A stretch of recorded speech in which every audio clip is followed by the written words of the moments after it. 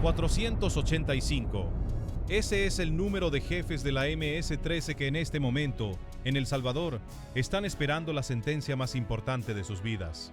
No hablamos de pandilleros de la calle, de soldados rasos, de tatuados de esquina. Hablamos de la cúpula completa, de la Ranfla Nacional Histórica, de los hombres que durante más de una década decidieron, desde dentro de una celda, quién vivía y quién moría en El Salvador.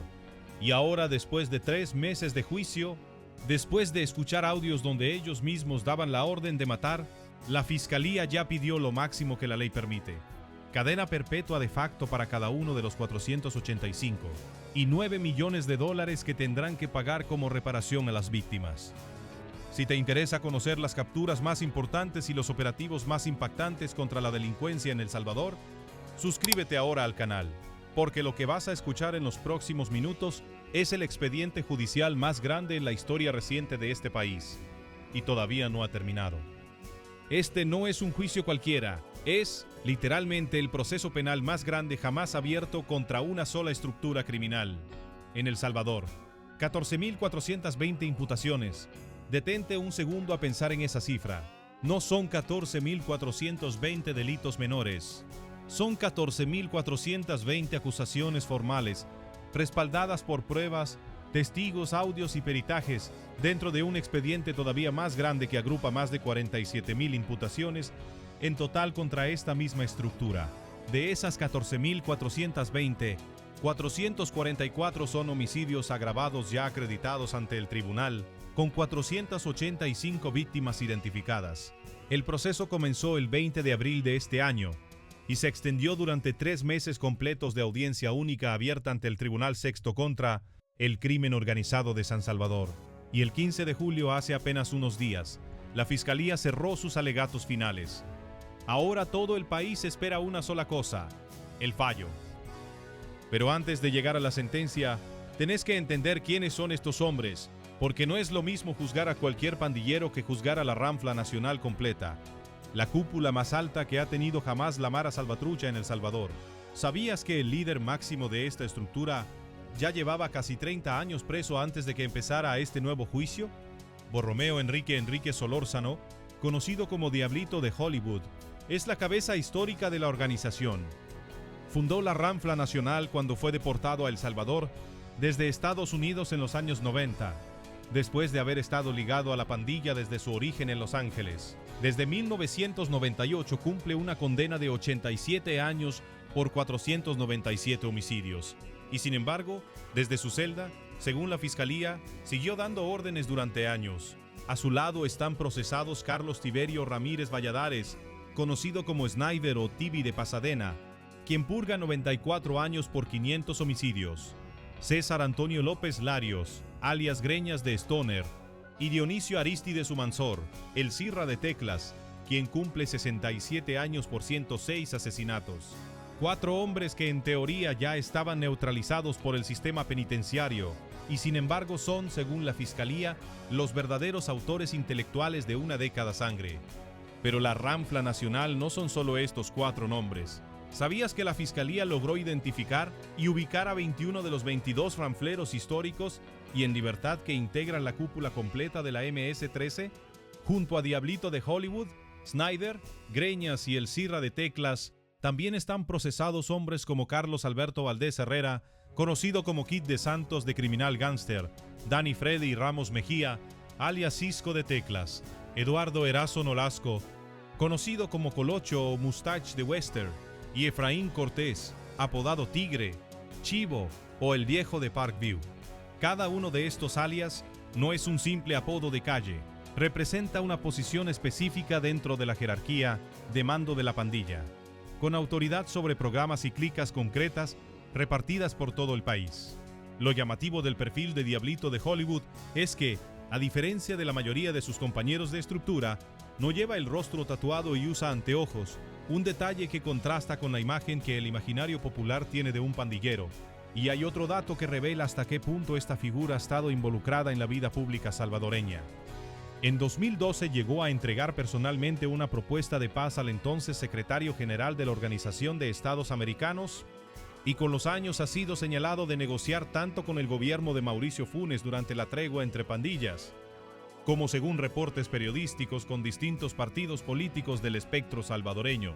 Es decir, el hombre que hoy es juzgado como jefe máximo de una organización terrorista fue en algún momento un interlocutor político real dentro del país. Aquí es donde el caso se pone realmente interesante.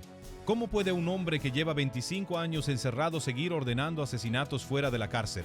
La respuesta que dio la Fiscalía durante el juicio tiene un nombre: válvulas abiertas. Es el mecanismo interno con el que la MS-13 autorizaba de forma sistemática el asesinato de supuestos traidores, de rivales de pandillas contrarias, de civiles que se negaban a colaborar y de agentes de seguridad del Estado. Cuando la Ranfla Nacional abría la válvula, los mandos intermedios y las clicas en territorio libre recibían la orden de intensificar los ataques o de mantener una ofensiva constante contra un objetivo determinado. No era caos, era un sistema de mando estructurado, jerárquico, con órdenes que bajaban desde la cúpula histórica hasta el pandillero de la esquina que finalmente jalaba el gatillo. Y ese mecanismo es la pieza central sobre la que la Fiscalía construyó toda su acusación. Pero hay una diferencia clave dentro de este sistema que la Fiscalía tuvo que explicar con detalle ante el tribunal, porque cambia por completo la gravedad de cada caso. No todas las válvulas eran iguales. Existían las llamadas válvulas abiertas, que autorizaban un ataque puntual contra un objetivo específico durante un periodo determinado, y existían las válvulas permanentes, una directriz mucho más peligrosa que ordenaba mantener activa una ofensiva de forma continua contra un tipo de víctima concreto, sin necesidad de una nueva autorización cada vez. Es decir, una válvula permanente contra agentes de seguridad significaba, en la práctica, una orden abierta e indefinida para matar policías o militares cada vez que la oportunidad se presentara, sin que la clica necesitara consultar de nuevo a la cúpula. Este detalle técnico fue precisamente lo que le permitió a la Fiscalía demostrar que no se trataba de hechos aislados ni de decisiones improvisadas de pandilleros sueltos, sino de una política deliberada y sostenida en el tiempo, diseñada y ordenada desde arriba. La forma en que se probó esto ante el tribunal es todavía más impactante. Durante el juicio se incorporaron 625 audios de llamadas telefónicas interceptadas, de los cuales 125 fueron reproducidos directamente en las audiencias. En esas grabaciones se escucha a los propios ranfleros coordinando y comentando la ejecución de homicidios como si hablaran de cualquier trámite administrativo. Uno de los audios difundidos por la Fiscalía recoge la frase textual: "Va parejo contra la gente que la debe. Va parejo porque así habíamos dicho que algo grande iba a pasar. Es la orden de válvula abierta", dicha en la voz de los propios acusados, en un tono frío, calculado, sin ningún indicio de duda. Junto a los audios, la Fiscalía presentó también videos que muestran la ejecución de homicidios y las declaraciones de 17 testigos criteriados, es decir, personas que colaboraron con la investigación a cambio de beneficios procesales y que desde dentro de la propia estructura confirmaron cómo funcionaba la cadena de mando. Y aquí aparece un dato que muchos no conocen todavía. ¿Sabías que la mayoría de las víctimas de esta ofensiva no eran otros pandilleros sino agentes del Estado salvadoreño? El fiscal adjunto contra el crimen organizado, Max Muñoz, explicó ante el tribunal que la MS-13 fue responsable de al menos 10 homicidios contra agentes de la Policía Nacional Civil y elementos de la Fuerza Armada, todos ejecutados bajo órdenes directas de la Ranfla.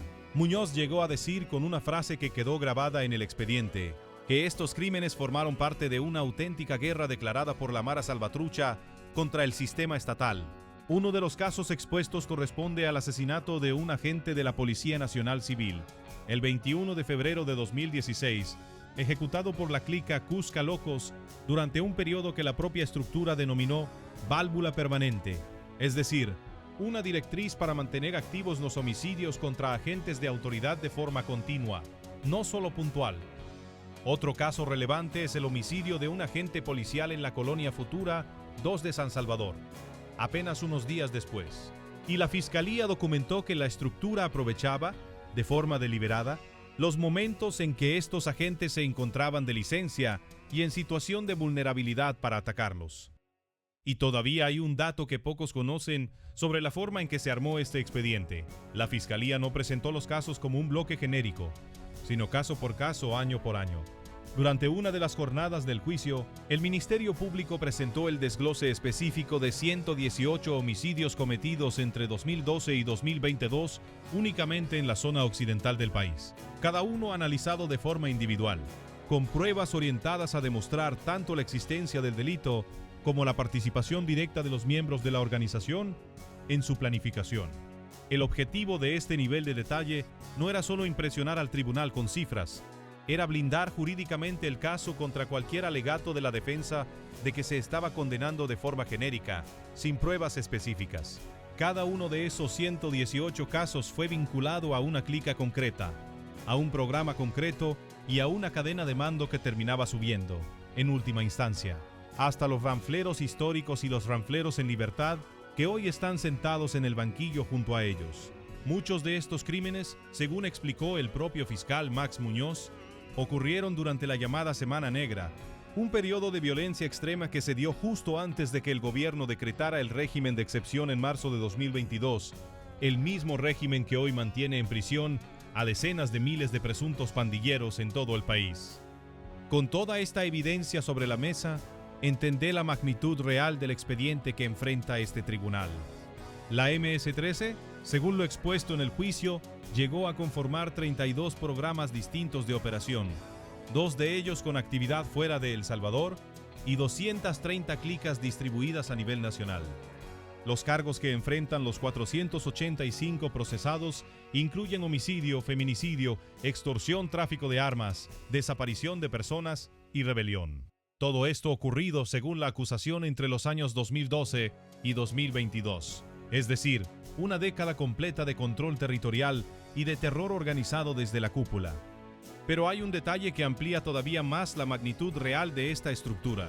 2 de esos 32 programas no operaban únicamente dentro de El Salvador, sino también en el extranjero. Esto confirma algo que las autoridades salvadoreñas y estadounidenses han sostenido durante años.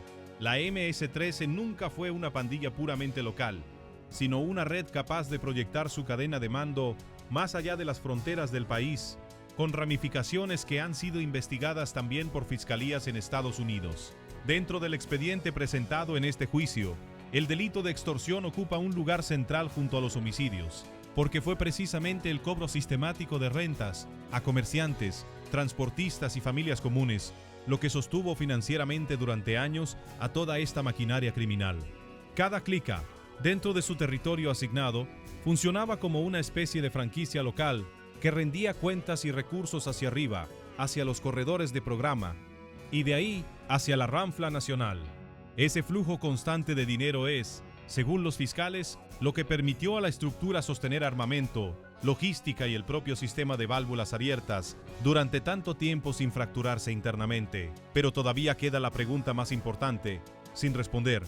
¿Cómo logra un fiscal construir un caso legal sólido contra 485 personas a la vez, sin caer en la generalización que podría anular todo el proceso?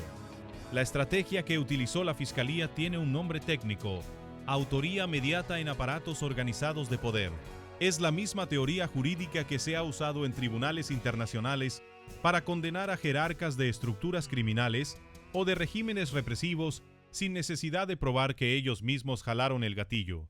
La lógica es simple, pero poderosa. Si existe una cadena de mando clara, con órdenes que bajan desde arriba y se ejecutan abajo, entonces quien da la orden es tan responsable como quien la ejecuta, incluso si nunca tocó el arma. Esto le permitió a la fiscalía procesar en bloque a ranfleros históricos, ranfleros en libertad, ranfleros presos y corredores de programa, es decir, a toda la cadena jerárquica completa, sin necesidad de individualizar cada homicidio contra cada acusado.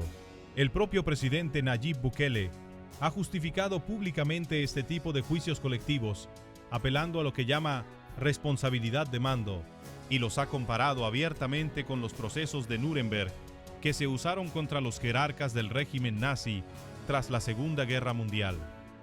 Esta comparación no es casualidad ni exageración retórica.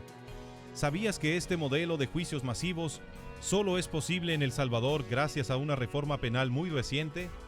Fue el Congreso salvadoreño el que aprobó, en julio de 2023, las reformas legales que permiten procesar de forma grupal a los miles de detenidos bajo el régimen de excepción vigente desde marzo de 2022. Sin esa reforma sería prácticamente imposible desde el punto de vista procesal llevar a juicio a 485 personas al mismo tiempo, en la misma audiencia, ante el mismo tribunal. Es un modelo judicial que no tiene precedentes en la región, diseñado específicamente para lidiar con la escala del régimen de excepción, que hasta la fecha ha llevado a la detención de decenas de miles de personas señaladas de pertenecer a estructuras pandilleriles. Ahora bien, este modelo no está exento de polémica, y sería incompleto no contártelo, porque es parte de lo que hace este caso tan importante. Organizaciones de derechos humanos han cuestionado abiertamente este tipo de audiencias masivas. La organización Socorro Jurídico, a través de su directora Ingrid Escobar, ha señalado que muchos de los llamados ranfleros llevan presos desde mucho antes de que iniciara el régimen de excepción de Bukele, y advierte que estos juicios colectivos podrían nublar la situación de decenas de miles de personas detenidas que, según estas organizaciones, serían inocentes y podrían terminar condenadas junto a los verdaderos responsables por el simple hecho de estar dentro del mismo proceso masivo. Es una tensión real dentro del sistema judicial salvadoreño. Por un lado, la promesa de justicia ejemplar contra los máximos responsables de una década de terror. Por otro, la preocupación de que la velocidad y la escala del proceso puedan sacrificar garantías individuales. El propio tribunal tendrá que resolver esa tensión en la sentencia que se avecina. Y aquí surge otra pregunta que muchos espectadores se hacen al escuchar este caso. ¿Cuánta gente hay realmente presa en El Salvador bajo este régimen de excepción? Según cifras manejadas por autoridades y organizaciones internacionales, alrededor de 92,000 personas han sido detenidas desde marzo de 2022, sin orden judicial previa, muchas de ellas todavía dentro de procesos que no han concluido. De ese universo enorme, este macrojuicio contra los 485 cabecillas de la MS-13 representa apenas una fracción, pero es sin duda la fracción más simbólica. Es el intento más ambicioso del Estado salvadoreño de demostrar, con nombre, apellido y expediente judicial completo, que la cúpula de la pandilla más temida del país puede terminar respondiendo penalmente por una década entera de violencia organizada. Para el gobierno de Bukele, este juicio es la prueba de que el régimen de excepción no solo encarcela masivamente, sino que también es capaz de construir casos judiciales sólidos contra los verdaderos responsables de la estructura. Para sus críticos, es precisamente el ejemplo de cómo la velocidad de la maquinaria judicial puede terminar mezclando a los máximos responsables con personas que, según sostienen, nunca debieron estar presas. Y así llegamos al momento decisivo de todo este caso, al motivo por el que este juicio se ha convertido en la noticia judicial más comentada de El Salvador en este momento. El 15 de julio, la Fiscalía cerró sus alegatos finales pidiendo la pena máxima para cada uno de los 485 acusados, por cada una de las imputaciones que se les atribuyen. No una pena máxima genérica, una pena máxima multiplicada por miles de delitos individuales. Según cálculos que se manejan en base al expediente, si el tribunal acoge íntegramente la petición fiscal, las condenas acumuladas podrían sumar en conjunto decenas de miles de años de prisión repartidos entre los 485 procesados. Para ponerlo en perspectiva, hombres como Diablito de Hollywood, que ya cumplían 87 años de condena previa por 497 homicidios, o Snyder, que ya purgaba 94 años por 500 asesinatos. Podrían ver esas cifras multiplicarse todavía más con esta nueva sentencia. Además de la pena de prisión, la Fiscalía solicitó formalmente $9 millones de responsabilidad civil, un monto que, según el Ministerio Público, debe destinarse al Estado y a las familias de las víctimas de una década de violencia organizada. Pero todavía hay algo más que revelar, algo que muchos espectadores no conocen. El juicio técnicamente todavía no ha terminado. Lo que concluyó el 15 de julio fue únicamente la etapa de alegatos finales. Con el cierre de los alegatos, el Tribunal Sexto contra el Crimen Organizado dio por finalizada la audiencia única, pero en el momento en que se está preparando este video, el juzgado todavía no ha notificado la fecha exacta en la que se dará lectura al fallo definitivo. Es decir, la Fiscalía ya dijo lo que quiere, los abogados de la defensa ya presentaron sus argumentos. Los jueces ya tienen sobre la mesa un expediente que documenta 3 meses de audiencias, 625 audios, decenas de testigos y 14.420 imputaciones. Ahora solo falta una cosa, que el tribunal decida. Y esa decisión, cuando llegue, va a marcar un antes y un después en la forma en que El Salvador enfrenta judicialmente a sus estructuras criminales más peligrosas. Lo que sí sabemos con certeza, porque así lo adelantó la propia cobertura judicial del caso, es que se prevé que la sentencia, cuando se lea, imponga penas acumulativas de cientos de años de prisión contra la mayoría de los acusados. No hablamos de una posibilidad remota, hablamos de una expectativa fundada en la propia petición fiscal, en la gravedad de los delitos acreditados y en el hecho de que este tribunal ya ha demostrado a lo largo de los últimos años su disposición a imponer condenas ejemplares en procesos de crimen organizado bajo el marco del régimen de excepción. Lo único que falta es la fecha, y cuando esa fecha se anuncie, este canal va a estar ahí para contarte, con el mismo nivel de detalle que acabas de escuchar, cuál fue exactamente la decisión del tribunal, cuántos años recibió cada uno de los cabecillas de la Ranfla Nacional y qué significa esta sentencia para el futuro del combate contra las pandillas en El Salvador. Ahora te toca a vos.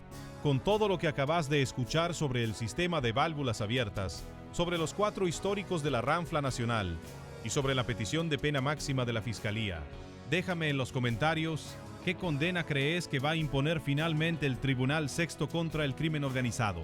Si este video te pareció importante, dale like, compártelo y sobre todo suscríbete al canal, porque en cuanto se conozca la fecha del fallo, vamos a traerte la segunda parte de esta historia con todos los detalles de la sentencia.